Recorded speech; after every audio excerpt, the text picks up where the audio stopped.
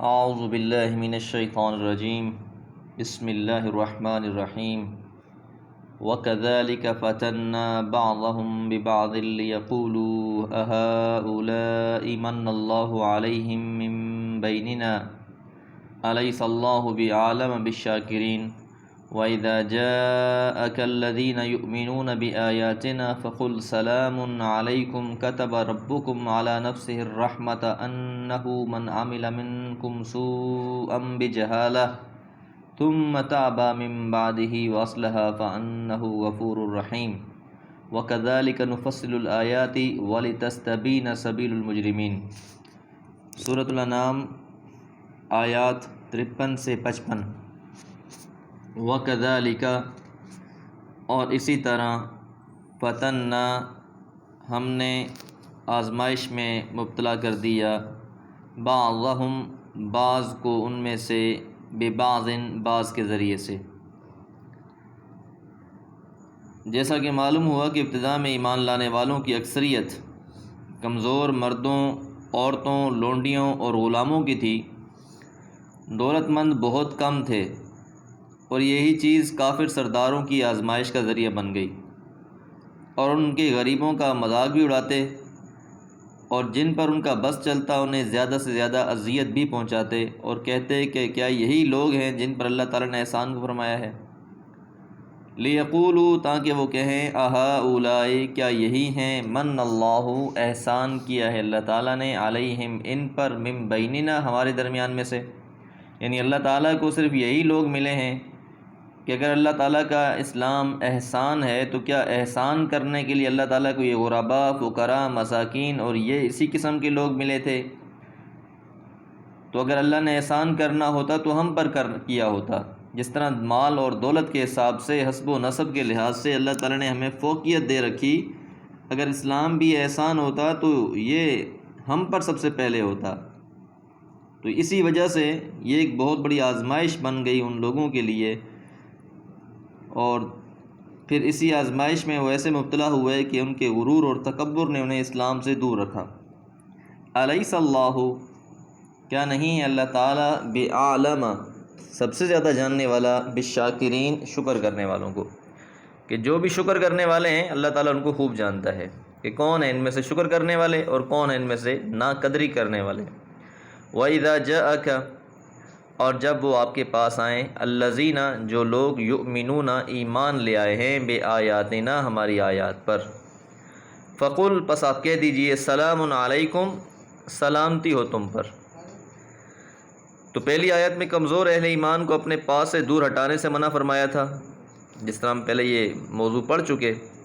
اب اس آیت میں ان کے اکرام اور عزت افزائی کا حکم دیا جا رہا ہے، یعنی جو لوگ بھی کفر اور شرک کے غلبے کے باوجود اس پر آشوب دور میں بھی آپ کی دعوت قبول کر کے مسلمان ہو رہے ہیں، ایسی سختیوں اور تکلیفوں کو برداشت کر رہے ہیں، انہیں سلامتی کی خوشخبری دے دیجیے، یعنی یہ اسلام لانے کی بعد وہ اللہ کے عذاب سے امن میں ہو گئے ہیں۔ کتب ربکم لکھ دیا ہے تمہارے رب نے علی نفسہ الرحمہ اپنے نفس پر رحمت کو، اللہ تعالیٰ نے اپنے غضب پر اپنی رحمت کو غالب کر دیا ہے۔ تو اللہ تعالیٰ ایسے لوگوں پر یقیناً رحم کرنے والے ہیں جنہوں نے ان تکلیفوں اور آزمائشوں کو برداشت کیا، گو وقتی طور پر وقتی حالات میں ان پر تکلیفیں ہیں، آزمائشیں ہیں، ستایا جا رہا ہے، گھسیٹا جا رہا ہے، انگاروں پہ لٹایا جا رہا ہے، یہ سارے واقعات ہو رہے ہیں، لیکن اللہ کی طرف سے بشارت اور خوشخبری کیا ہے کہ کتب ربکم علی نفس الرحمہ کہ تمہارے رب نے تمہارے لیے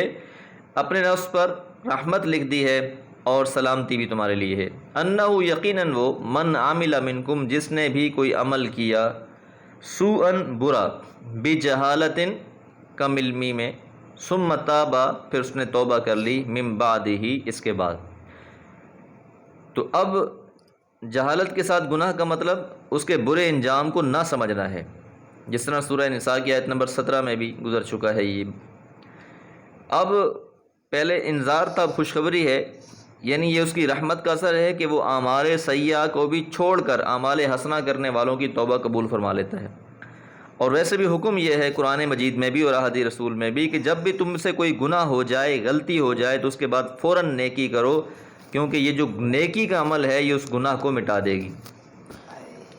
حقوق العباد کے ساتھ اس کا تعلق نہ ہو، حقوق العباد میں بھی پھر نیکی ایسی کرنی پڑے گی کہ اگلے کا حق ادا کر دیا جائے، ورنہ عام طور پر کوئی انسان سے کوئی گناہ ہو جاتا ہے، غلطی ہو جاتی ہے،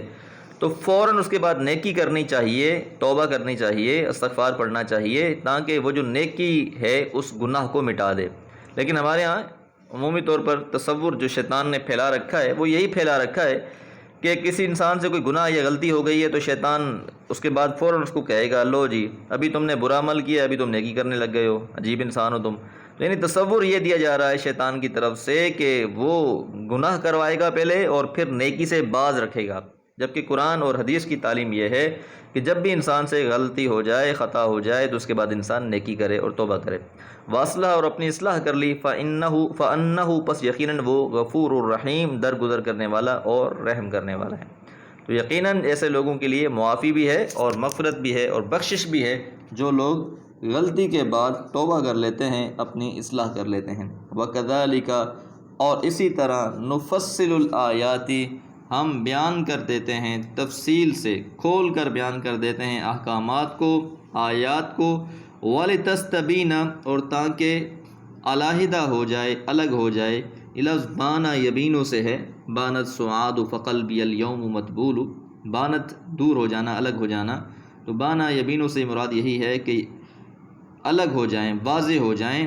کیا واضح ہو جائے؟ سبیل المجرمین مجرم لوگوں کا راستہ، ایسے لوگ جو مجرم ہیں ان کا راستہ جو ہے وہ علیحدہ ہو جائے اور نیکوکار لوگوں کا راستہ علیحدہ ہو جائے۔ اللہ تعالیٰ سے دعا ہے اللہ تعالیٰ نیکوکار لوگوں کے راستے پر چلنے کی توفیق عطا فرمائے۔ وما علیہ الا البلاغ۔